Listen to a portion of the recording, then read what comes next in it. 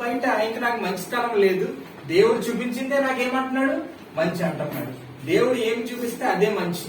నా సొంత ఆలోచనలు గాని నా స్వబుద్ధి గాని నేను ఆధారం చేసుకోవట్లేదు కాబట్టి నా నీతికి ఆధారమగ్గు దేవా అంటున్నాడు.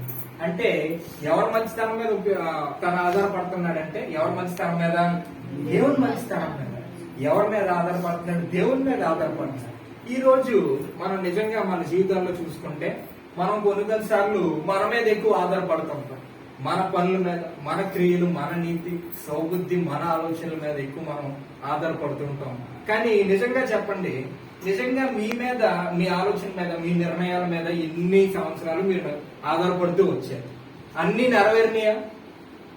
అన్ని మంచి అయినాయా? మీరు తీసుకున్న నిర్ణయాలు చాలా మీరు అనుకున్న ఫలితాలు రాకుండా విఫలమైన నిర్ణయాలు కూడా ఉన్నాయి.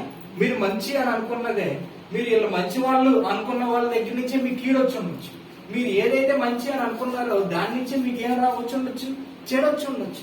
కాబట్టి నిజంగా మానవుడు ఒక విషయాన్ని చూసి ఇది మంచి, ఇది చెడు అని చెప్పి మానవుడు నిజంగా జ్ఞానవంతంగా నిర్ణయించగలడా అంటే నిర్ణయించలేడు. మానవుడికి దాని అంతరంగాలు తెలియదు. కానీ ఎవరికి తెలుసు అని అంటే సర్వమును చూడగలిగిన దేవునికి ప్రతి ఒక్కరి అంతరంగము తెలుసు. ఎవరు మంచోళ్ళో ఎవరు కాదో మనకన్నా బాగా ఎవరికి తెలుస్తుందండి? ఏ దారి మంచిదో కాదో మనకన్నా బాగా ఎవరికి తెలుస్తుంది? ఈ వ్యక్తి ఎవరో తెలుసా? నేను ఇప్పుడు చెప్పిన ఈ పాట రాసిన వ్యక్తి దావీదు అని చెప్పి ఒక్క గొప్ప రాజు అన్నమాట. ఏంటది? గొప్ప రాజు.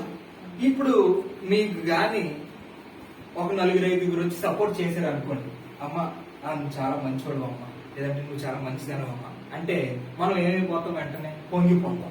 చాలా ఆ పొగడతలకి మనం ఏమైపోతామంటే కొంచెం మంది ఎక్కువ పొంగిపోయే వాళ్ళు ఉంటే వాళ్ళ భోజనం కూడా తినబుద్దాం.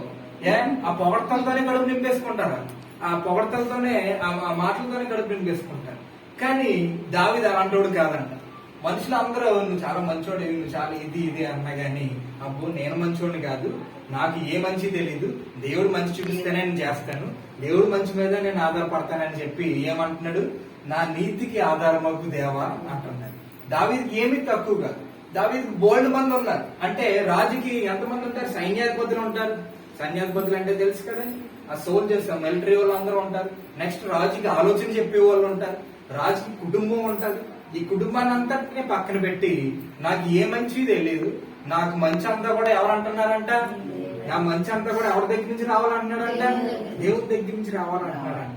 ఈ రోజు మరి నీకు మంచి జరగాలని చెప్పి ఎవరి మీద ఆధారపడుతున్నావో, ఎవరి వైపు చూస్తున్నావో నీకు ఒక్క విషయం చెప్తున్నాను. నిజంగా మంచి విషయం లాగా, మంచి వాళ్ళలాగా, మంచి పరిస్థితిలా కనిపించే పరిస్థితులే కొద్ది రోజులకి మన నష్టంగా మారచ్చు, కొద్ది రోజులకి మనకే ముక్తి అవ్వచ్చు. కానీ దేవుని మంచి మీద మనం ఆధారపడితే, దేవుని యొక్క నీతి మీద మనం ఆధారపడితే సులభంగా లేకపోయినా అది కష్టమైన మార్గమైన చివరికి అందరికన్నా ఎక్కువ మంచిని మనం సంపాదించుకోగలుగుతాం. ఆమె దేవుని మంచి మీద ఆధారపడ్డాం అనుకోండి, దేవుని నీతి మీద ఆధారపడ్డాం అనుకోండి, అది కొంచెం కష్టంగా ఉంటది.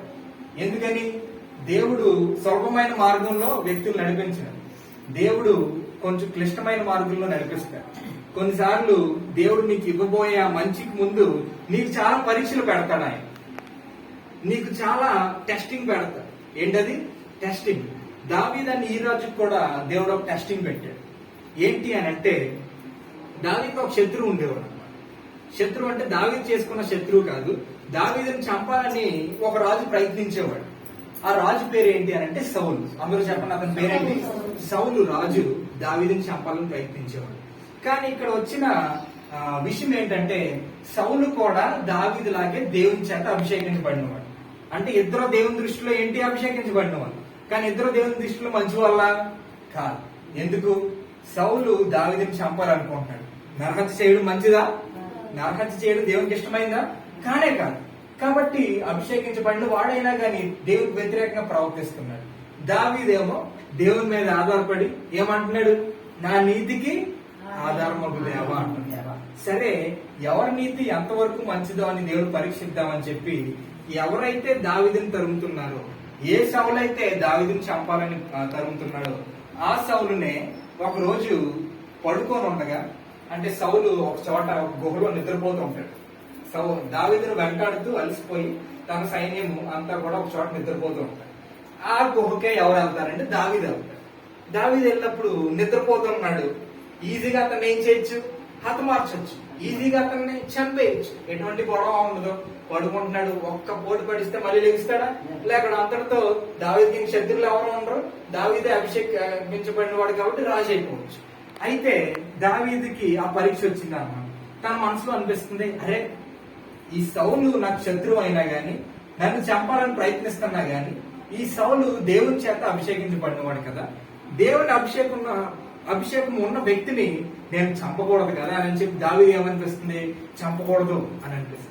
కానీ అక్కడ పరిస్థితి చూస్తే ఎలా ఉందంటే, అందరూ అంటున్నారంటే, ఇదిగో నీ శత్రువు నీ కళ్ళ ముందే ఉన్నాడు అయ్యా, ఇలా అతను ఏం చెయ్యి, చంపే, ఇంక నీకు ఏం గొడవ ఉండదు, సంతోషంగా నువ్వు ఉండదు, చంపే అని అంటున్నారంట అందరూ. కానీ ఇతను అంటున్నాడు అంటే, లేదు లేదు, నా మనసులో దేవుడు నాతో చెప్తున్నారు, దేవుడి చేత అభిషేకించబడిన వాడు ఆ వ్యక్తి, నా శత్రువు అయినా గానీ, నాకు పగ తీర్చుకునే వ్యక్తి అయినా గానీ, అతని మీద అభిషేకం ఉంది కాబట్టి అతన్ని ఏం చేయకూడదు, చంపకూడదు అని చెప్పి దావీదు ఆలోచిస్తున్నాడు అన్నమాట.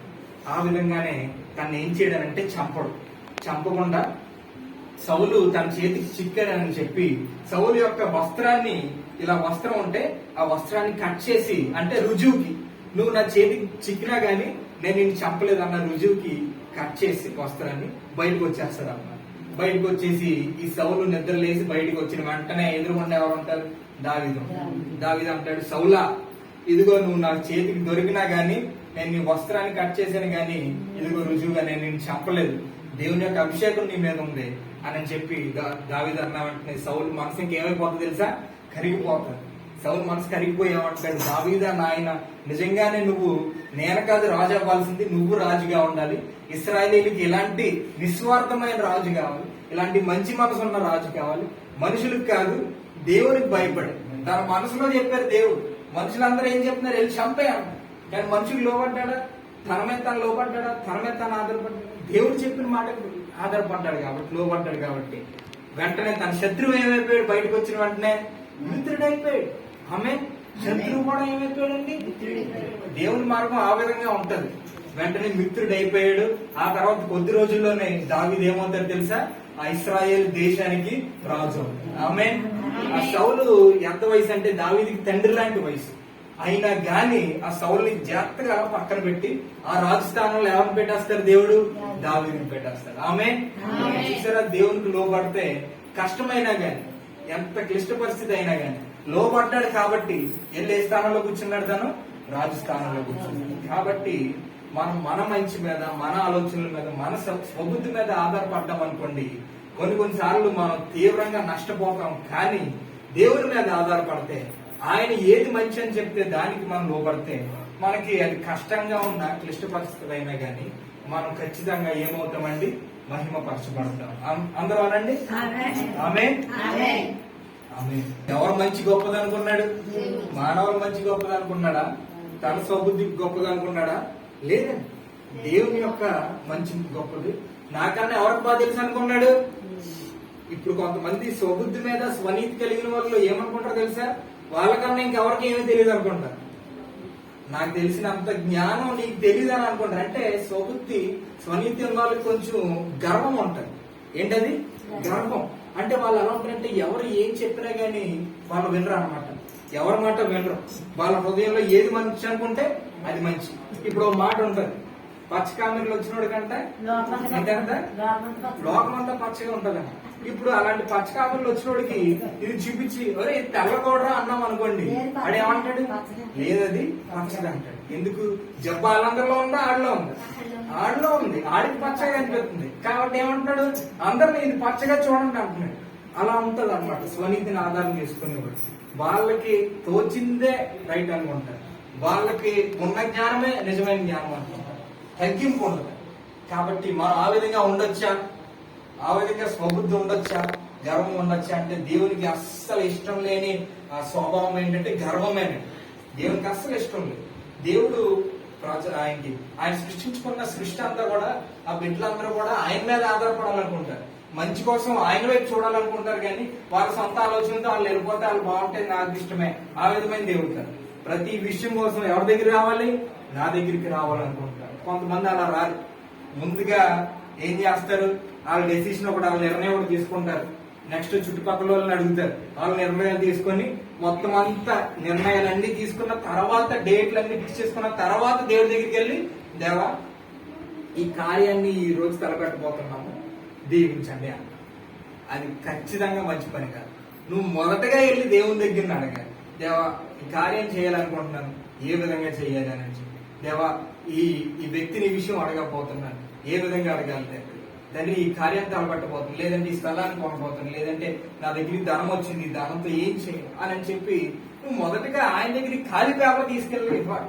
అంతేగాని నీ ఆలోచనలు రాసేసుకొని, నా పక్క వాళ్ళ ఆలోచనలు వాళ్ళు ఎలా చెప్పారు వీళ్ళని చెప్పారు రాసేసుకొని లాస్ట్ కి తీసుకెళ్లి సంతకం పెట్టండి దేవా అని అంటే లాస్ట్ కి అది ఏమవుతుంది అంటే ఫెయిల్ అవుతుందనే చెప్పాలి, నిష్ప్రయోజనం అవుతుందని చెప్పాలి.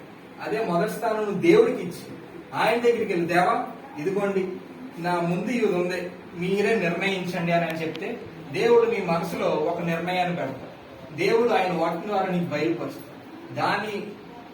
దాన్ని పట్టుకొని నువ్వు వెళ్ళావనుకో నీకేమొస్తుంది, నీ జీవితంలో విజయం వస్తుంది. ఆమేన్.